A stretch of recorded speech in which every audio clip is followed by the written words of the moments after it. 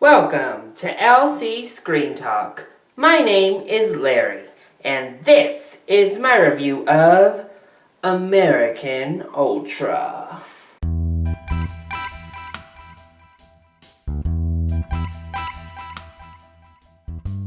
To be honest, I wasn't sure whether to be excited, to be nervous, or straight up scared of this film based on the trailers.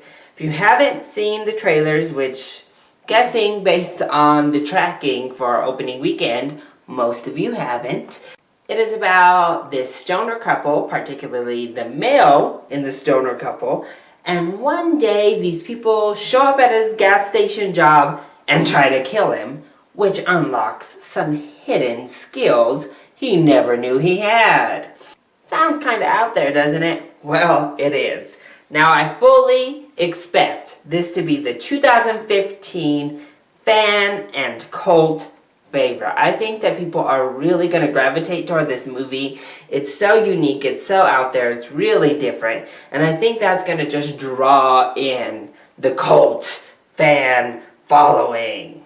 And while I enjoyed the film overall, I definitely don't fall into that love category.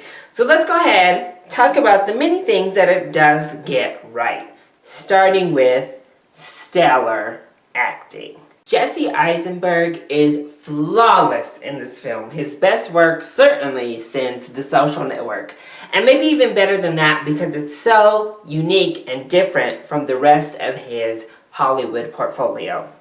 Usually he has this kind of arrogant, smug humor about him. That's all gone. All pretense out the window for this character. He plays a stoner so well, which you can imagine, I'm sure, fairly easily.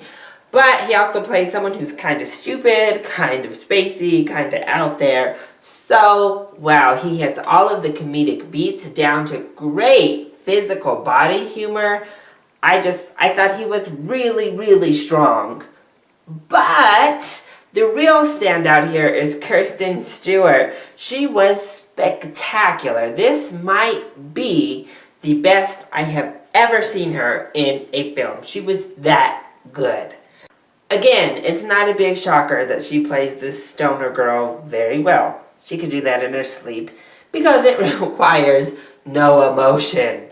But she is also asked to deliver really heavy, deep, emotional scenes, and she is great. She rips your heart out. She makes you really feel it. And she does so many small, nuanced things in her performance. I just thought she was fantastic. This, again, the best I've ever seen her. And their chemistry is really, really strong. I thought that the interactions between them, the scenes where they're together, are the best scenes in the entire film. You just want them to be together. They gravitate toward one another naturally. And it's really just a joy to watch. Now, Connie Britton is also in this film, and I love Connie Britton. And again, she's really strong here. She's asked to do a lot more comedy than I think we're typically used to seeing from her, but she pulls it off really well. Topher Grace is the weakest of our main cast. I really think he was hamming it up, especially in comparison to everyone else. But it bordered on being way too much, but in this kind of weird atmosphere, I think it still works okay. He's just the weakest link in an otherwise really strong acting chain. And then John Leguizamo is in here, and he's always great, and he's really funny. He brings in much needed variety to the film, a different kind of character, and again, he was just really funny. And overall, the film is just a really unique, really fun concept. The atmosphere is great. The direction it's taken in is really fantastic. And it's just like a fun experience to have. Somewhere where you can just go, not have to think too hard, and enjoy this unique film experience we're given. And in that regard, it is extremely successful. In its vacuum, in its bubble, just contained to this film, it's a blast. But once you start stretching it out and going to the bigger picture and start to actually question what's happening, that's when everything starts to get really shaky. Because the foundation in which American Ultra is laid upon is extremely weak.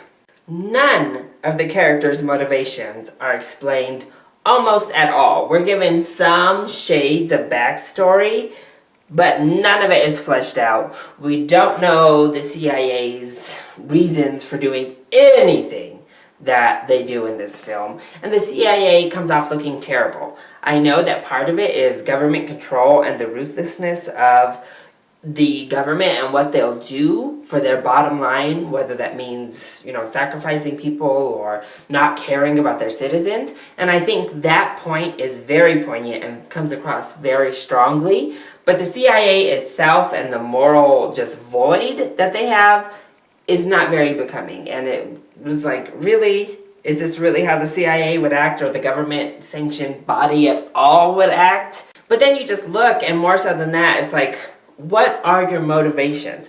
Why are you doing the things you do? And that's never answered, and it never even comes close to being answered. Backstories aren't fleshed out. We do have some fun twists and turns, but when you just sit back and look, the movie really makes no sense at all. Even more so than Stoner Guy suddenly knows how to kill people using things like ramen. But again, it's unique. I think if you like movies like Scott Pilgrim, if you like Kick-Ass, if you like Hot Fuzz, then I think you're going to really enjoy this film as well. It's right in that vein. It's right in that kind of comedy meets action meets horror atmosphere. And it is entertaining from start to finish. Even if once you leave, you're like, wait a minute, what the hell did I just watch? So it definitely is not worth a full price ticket. It'll make a good matinee and a very, very entertaining rental. So, that has been my review of American Ultra. I hope you enjoyed it. If you did, go ahead, click like down below, and subscribe to the channel so you are always up to date on our latest videos. Also, join in on the discussion. Are you excited to see American Ultra? And what is your favorite Jesse Eisenberg performance? Let me know either in the comment section down below or hit me up on Twitter. I love you all so much for your support. Mwah! Thank you for watching, and I'll see you next time. Bye!